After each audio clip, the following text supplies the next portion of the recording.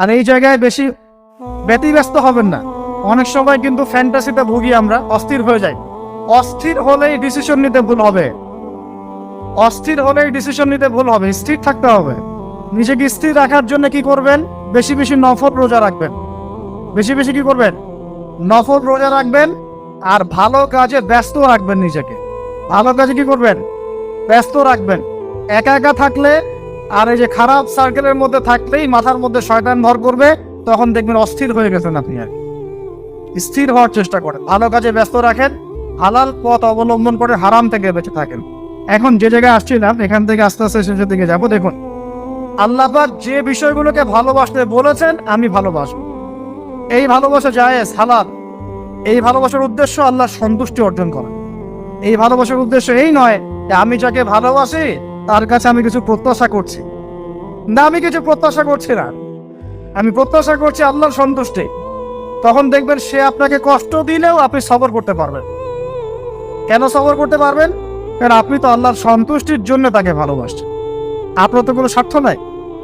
এখন আপনি দেখবেন রিল্যাক্স থাকতে পারবেন, সম্পর্ক টিকেও থাকবে এবং আপনি ক্ষমা করতে পারবেন মানুষকে। যখন নিজের চাওয়াটাকে আপনি ইনফোর্স করতে চাইবেন, তখন কিন্তু আপনি এই সম্পর্ক নষ্ট করে ফেলতে পারেন, কারণ আপনি হক পাচ্ছেন না। বিয়ে ছাড়া চরিত্র হেফাজতের অন্য কোনো পদ্ধতি নেই। এই চিরকুমার সঙ্গটঙ্গ যোগ দিয়ে লাভ নাই। আর যতই হারাম প্রেম করেন না কেন, এই প্রেমগুলো আপনাকে মনে শান্তি দিবেন, এইগুলো আপনাকে অস্থির করে রাখবে। কেন? কারণ এটা হারাম, এটা হারাম। আর যখন হালাল ভালোবাসা আপনি পাবেন, হালাল ভালোবাসা যেটা আল্লাহ পাক নাজিল করেন, তখন ইনশাআল্লাহ আপনার মনের মতো স্ত্রী না হলেও দেখবেন আপনি তার সাথে সারা জীবন কাটিয়ে দিচ্ছেন। কারণ এই ভালোবাসা আপনার পক্ষ থেকে আসবে। এখানে শুধু এই যে কিছু মানুষ মনে করে বিয়ে মানে যৌনতা, তাই না? এটাকে একটা কনসেপ্ট তৈরি করে দেওয়া হয়, বিয়ে মানে মনে হয় যৌনতা। আসলে বিয়ে যৌনতার বৈধ একটা পথ মাত্র, এটা হালাল একটা পথ মাত্র। এখানে আরো বড় বিষয়টা হচ্ছে দায়িত্ববোধ। দায়িত্ব, একটা মানুষের দায়িত্ব নেয়া, তার অভিভাবক হওয়া, তার সাথে জীবনের সুখ দুঃখ হাসি কান্নাকে ভাগাভাগি করে নেয়, তার সাথে জীবনের উদ্দেশ্য ফিক্স করা, কষ্ট করে হলেও সবর করে হলেও সুখে দুঃখে পাশে থাকা। স্বপ্ন মানে পাশে থাকা, স্বপ্ন মানে কি? পাশে থাকা। তার দায়িত্ব নেয়া, রেসপন্সিবিলিটি নেয়া, তাকে খাওয়ানো, তার ভরণ পোষণ দেয়া। কেউ যদি আপনার স্ত্রীর দিকে খারাপ চোখে তাকায়, আপনি তার চোখটা পর্যন্ত তুলে ফেলবেন, এর নাম বিয়ে। করবেন না? এই কাজ করবেন। তো এখানে যৌনতা দিয়ে দেওয়া হয়েছে, বিয়ে মানেই মনে হয় যৌনতা। বিষয়টা এমন না, এখানে অনেক বিষয় জড়িত আছে। এই কারণে একটা পবিত্র সম্পর্ক, এটা মিসাকুন গালিজ, এটা কঠিন অঙ্গীকার আল্লাহর পক্ষ থেকে। এই কারণে দেখা যায় অনেক চড়াই উতরাই পার হলেও বৈবাহিক সম্পর্ক ঠিকঠাক থাকে না। কিন্তু যত দিন যাচ্ছে কি হচ্ছে? এই হাম্মানগুলো বাড়ছে। কেন বাড়ছে? বিকজ বিয়ের আগে প্রেম, বিয়ের আগে অমুকের সাথে প্রেম, অমুক জেনা, পর্নোগ্রাফিতে আসক্ত, পরকিয়া, ওই সিরিয়ালস, পশ্চিমা সংস্কৃতি, বস্তুবাদিতায়, সব মিলিয়ে বিয়েগুলো ভেঙে ভেঙে যাচ্ছে, পরিবারগুলো নষ্ট হয়ে যাচ্ছে। আচ্ছা, যদি আমি নিজে আপনাকে নসিহত করছি, যদি একজন স্ত্রী আপনার মনের মতো আল্লাহ পাক দিয়ে দেন এবং আপনার এই স্ত্রীকে নিয়ে থাকার মতো, খাওয়ার মতো, বাসস্থান, অন্ন বস্ত্রের সংস্থান আছে, সচ্ছল আপনি মোটামুটি, এবং আপনি তাকে ভালোবাসেন আপনার মনের মতো, আপনি তাকে নিয়ে সারা দুনিয়ার জীবনে কাটিয়ে দেন। অন্য কোনো দিকে দেখতে যান। কিছু বিষয় সঙ্গে আছে ঠিকই, কিন্তু বাস্তবায়ন খুব কঠিন।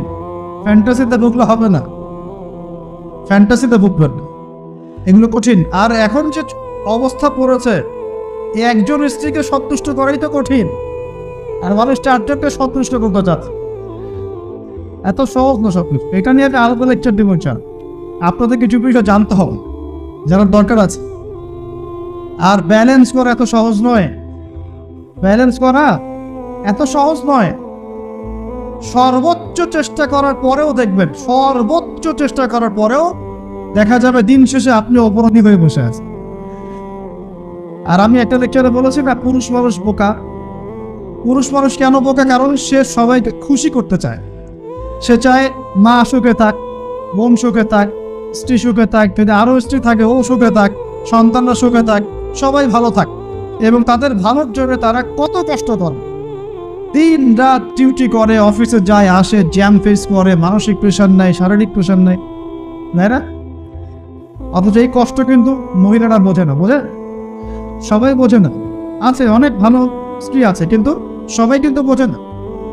মনে করে যে পুরুষ মানুষ মনে হয় ভোগবাদী, খালি মেয়েদেরকে ভোগ করতে চায়। অথচ সবাইকে সুখে রাখার এই চেষ্টায় একজন পুরুষ দিন শেষে নিজেই সুখী হয় না। বহু পুরুষ শেষ বয়সে গিয়ে একাকিত্বে ভোগে, একা হয়ে যায়। এই জন্য বলছি ফ্যান্টাসি বাদ দেন, ফ্যান্টাসি বাদ দিয়ে হালাল রিজিক হয়েছে, একটা নেককার পরহেজগার মেয়ে দেখে বিয়ে করেন, ব্যাস তাকে নিয়ে দুনিয়ার ছোট্ট জীবনটা কাটিয়ে দেন, আর জান্নাতে তো হুর করে অপেক্ষা করছে ইনশাআল্লাহ। কি মনে করেন অপেক্ষা করছে না? এই লেকচার বাসায় গেলে কি হবে আমার অবস্থা আমি জানি না, কিন্তু বলছি আছে তো সবচেয়ে শেষে যারা জান্নাতে যাবে, একদম লাস্টে, তাদের প্রত্যেককে আল্লাহ পাক কমপক্ষে 2 জন করে হুর দিবেন। আর যারা আল্লাহ রাব্বুল আলামিনের রাস্তায় শহীদ হয়ে গেছে, এখনো যাচ্ছে বা হয়েছে বা হবে, তারা কি 72 জন, কত জন? 72 জন হুর আল্লাহ রাব্বুল আলামিন দিবেন। বাস ইস্যু তৈরি করে দিলাম, এখন নাস্তিকরা লেগে পড়বে এতগুলো মেয়ে কেন, কি ইত্যাদি ইত্যাদি। এসব বিষয়ের দিকে আমাদের দেখার দরকার নেই। আল্লাহ পাক আমাকে আপনাকে দিলে ওর কি কোনো সমস্যা? প্রিয় ভাইরা, যুবকদের কথাই বলছিলাম, এখন এই যুবকদের হাতে দেশের ভবিষ্যৎ, উম্মার ভবিষ্যৎ। কিন্তু বাস্তবতা হচ্ছে আমরা বেশিরভাগ পর্নোগ্রাফিতে আসক্ত হয়ে গেছি, হারাম সম্পর্কে আসক্ত, হারাম রিজিকে আসক্ত, মাদকে আসক্ত। এখান থেকে বেরিয়ে আসতে হবে। বেরিয়ে আসার পদ্ধতি কি? এই যে আমার হাতে যে কিতাব দেখছেন, আল কোরআন, এই কোরআন আপনার সমস্ত হতাশা দূর করে দিবে চান, এই কোরআন আপনার সমস্ত কষ্ট দূর করে দিবেন চান। মানুষ বেকারত্বের সমস্যায় ভোগে, পারিবারিক চাপে পড়ে, হ্যাঁ, বন্ধু বান্ধবদের পাল্লায় পড়ে, বা গার্লফ্রেন্ড চলে গেছে ছেড়ে, এইসব কারণে মাদকের কাছে যায় শান্তি পাওয়ার জন্য। কোরআনের কাছে আসো, শান্তি পাবেন চান। অথচ নামাজে আসো, শান্তি পাবেন চান। আমরা যুবক ভাইদেরকে রিকোয়েস্ট করবো, এই যে সামনে রমজান, এই রমজানে আল্লাহর ওয়াস্তে কোরআনটা পড়ো শেখেন। এবং যারা পড়তে জানেন, কোরআন এবার এই মাসে খতম হবে চান। প্রত্যেক দিন কমপক্ষে 1 পারা করে, প্রত্যেক দিন 1 পারা পারা যাবে ইনশাআল্লাহ। মাত্র 1 ঘন্টা সময় লাগবে 1 পারা পড়তে, 1 পারা পড়তে 1 ঘন্টা লাগবে। আর যারা হাফেজ আছি, ইনশাআল্লাহ আমরা এই রমজান মাসে 30 পারা কোরআনের অর্থ পড়ে শেষ করে দেব। নিজেও নিয়াত করছি, আপনারা নিয়াত করেন। এই পুরো রমজানে আলিফ লাম মিম থেকে শুরু করে মিনাল জিন্নাতি ওয়ান নাস পর্যন্ত একবার হলেও অর্থ সহ পড়ে শেষ করবো। পারা যাবে ইনশাআল্লাহ। আমরা দোয়া করে আল্লাহ আমাকে আমাদের সবাইকে রমজানে পৌঁছে দিন এবং আমাদেরকে রমজানে বরকত দান। পুরো বিশ্বের প্রেক্ষাপটটা বুঝবেন, বিশ্বের যুদ্ধ বিগ্রহ চলছে এবং সারা বিশ্বে পশ্চিমাদের দ্বারা, ইহুদি খ্রিস্টানদের দ্বারা মুসলিমদের উপর ব্যাপক নির্যাতন চলছে। এই নির্যাতন থেকে বের হতে হলে আমাদের শক্তি বৃদ্ধি করতে হবে। কি করতে হবে? শক্তি বৃদ্ধি করতে হবে। কিছু কথা খোলামেলা বলতে হবে এখন, কারণ খোলামেলা কথা বলারই সময় এখন না বললে অনেক দেরি হয়ে যাবে। মুসলিমদেরকে জাতিগতভাবে এখন ঐক্যবদ্ধ হতে হবে। আপোষে এই হিংসা, বিদ্বেষ, মারামারি, কাটাকাটি বন্ধ কর। আমরা সবাই মুসলিম, সবাই একটা জাতি। আমাদের মধ্যে ইখতিলাফ থাকতে পারে, কিন্তু আমরা মত পার্থক্য থাকলেও মতবিরোধে যাব না। আমরা যদি কোনো মুসলিম ভাই আমাকে গালিও দেয়, যদি কোনো মুসলিম ভাই আপনাকে আমাকে গালিও দেয়, আমাদের সাথে শত্রুতাও করে, তারপরেও আল্লাহর দুশমনদের সাথে মোকাবেলা করার জন্য আমরা একসাথে লড়ব। মুসলিমদের মধ্যে ঐক্য আনতে হবে। ঐক্য আনতে না পারি, বিভক্তি বাড়াবো না। ঐক্য আনতে পারছি না, বিভক্তি কমসে কম বাড়াবো না। এটা খেয়াল রাখতে হবে। এরপরে আমাদের মুসলিমদের প্রথম দরকার জ্ঞানের বিপ্লব। কিসের বিপ্লব?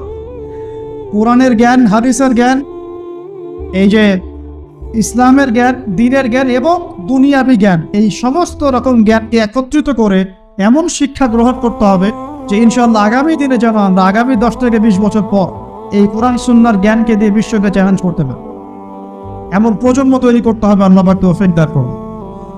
এখন আমাদের সবাইকে আদর্শ পরিবার করতে হবে। নিজের পরিবারের মধ্যে কর্তা আমি আমার পরিবারে কর্তা কায়েম করবো, কারো কিছু বলার আছে? আমি আমার পরিবারে নামাজ প্রতিষ্ঠা করবো, কারো কিছু বলার আছে? আমি আমার পরিবারের মধ্যে দিনের ইলম তালিম চালু করবো, কারো কিছু বলার আছে? নিজের পরিবারে করতে আমরাই। অতএব পরিবারটা কমসে কম ইসলামিক করে গড়ে তোলেন। আল্লাহ পাক তৌফিক দান করুন।